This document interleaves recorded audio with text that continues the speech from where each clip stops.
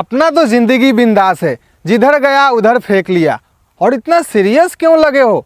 ऐसा लग रहा है कि तूने मोबाइल में डायनासोर देख लिया। अरे पता नहीं इस देश में चल क्या रहा है। कोई कह रहा है मुसलमानों को इस देश से निकाल देगी मोदी सरकार, तो कोई कह रहा है कुछ नहीं होगा, तो कोई दंगा कर रहा है, कोई बसें जलाया जा रहा है। समझ में नहीं आ रहा है अपने देश में चल क्या रहा है। अरे पढ़े लिखे हो, समझदार हो, अपनी सूझबूझ से काम करो। ऐसे फेक न्यूज के फेर में मत पड़ो और ना ही फैलाने का काम करो। कोई नेता कह रहा है संविधान खतरे में है, कुछ लोग प्रदर्शन कर रहे हैं और कुछ तो पत्थरबाजी और पुलिस स्टेशन में आग लगा रहे हैं। अरे इनका तो काम है, राजनीति की दुकान है, बेवजह बकबकाते हैं। और जब इतना ही कंफ्यूजन है तो डायरेक्ट मोदी जी से पूछ के बताते हैं। ठीक है, तुम पूछ कर बताओ, तब तक मैं इस फेसबुक और व्हाट्सएप पे फेक न्यूज फैलाकर कंफ्यूजन करने वाले को मजा चखाता हूँ।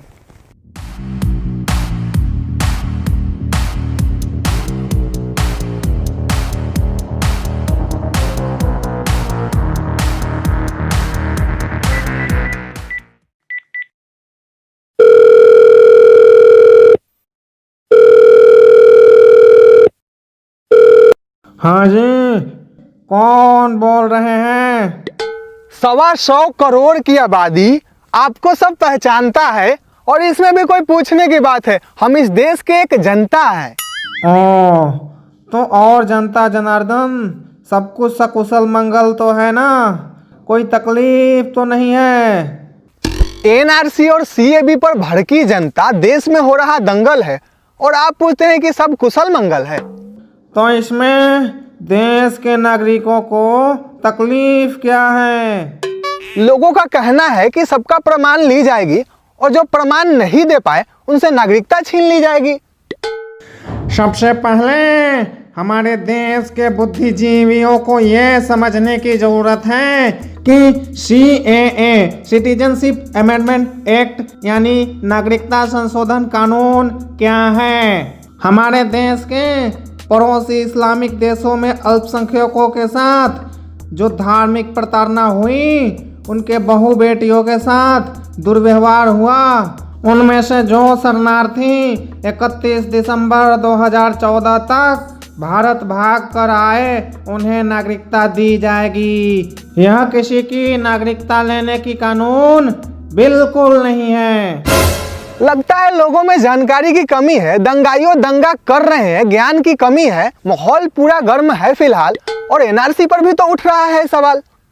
NRC national register of citizens, जो कि 2013 में सुप्रीम कोर्ट के आदेश पर सिर्फ असम में हुई थी घुसपैठियों का मामला सामने आने पर, और अभी यह पूरे देश में लागू नहीं हुई है और ना ही इस पर कोई चर्चा है।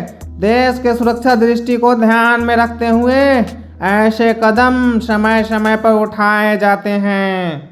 बात तो आप सही बता रहे हैं, लेकिन कुछ लोग पत्थरबाजी और आग क्यों लगा रहे हैं? यह सब विपक्ष की चाल है। उसे कोई मुद्दा नहीं मिल रही है तो लोगों को भटका रहा है और ऐसे ऐसे साजिशों को अंजाम दे रहा है। राजनीति के खेल भी अजीब है। उठता सवाल है, कुछ अच्छा हुआ तो हमने किया, वरना सब विपक्ष की चाल है। हम देश के जनता से यही कहना चाहेंगे कि शांतिपूर्ण ढंग से हमें कार्य करने दे, ताकि हम देश के विकास के लिए योजना बना सके, गरीबों को चिन्हित करके उन तक लाभ पहुंचाने में हमारा समर्थन करें। संविधान के रक्षा के नाम पर चंद लोग तो देश जला रहे हैं, बोलते खतरा में पड़ा संविधान, धर्म विशेष को टारगेट किया गया है, ऐसा अफवाह फैला रहे हैं। बात जाति और धर्म विशेष की नहीं है, बात जरूरत और पूर्ति की है। पिछड़े वर्गों को आगे लाने के लिए आरक्षण दिया जाता है तो उस समय लोग चुपचाप ले लेते हैं और उस समय उन्हें कोई भेदभाव नहीं दिखाई देती।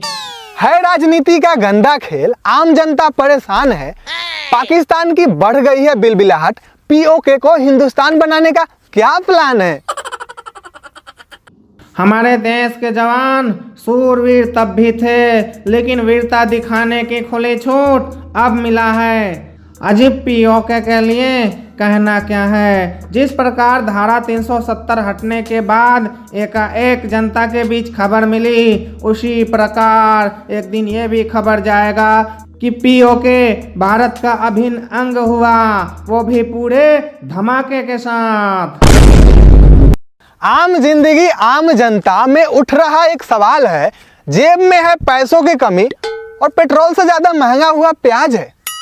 अजी प्याज का क्या है, आज महंगा है कल सस्ती हो जाएगी। पर उन किसानों के बारे में भी सोचिए जो प्याज के मुनाफे से कर्ज मुक्त हो गए और आज मुनाफा भी कमा रहे हैं। लोकसभा चुनाव में मोदी लहर चला, अब लड़खड़ाता दिख रहा हाल है।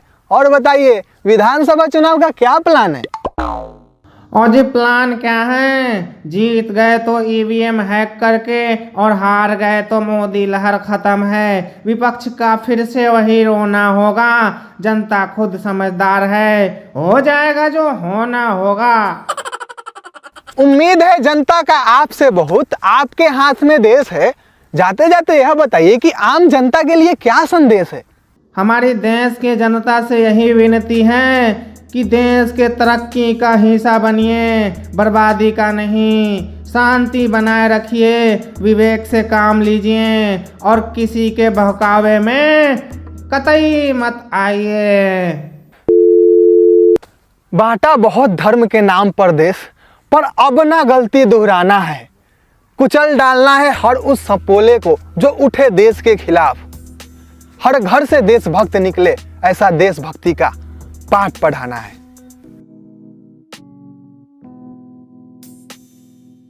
जय हिंद दोस्तों।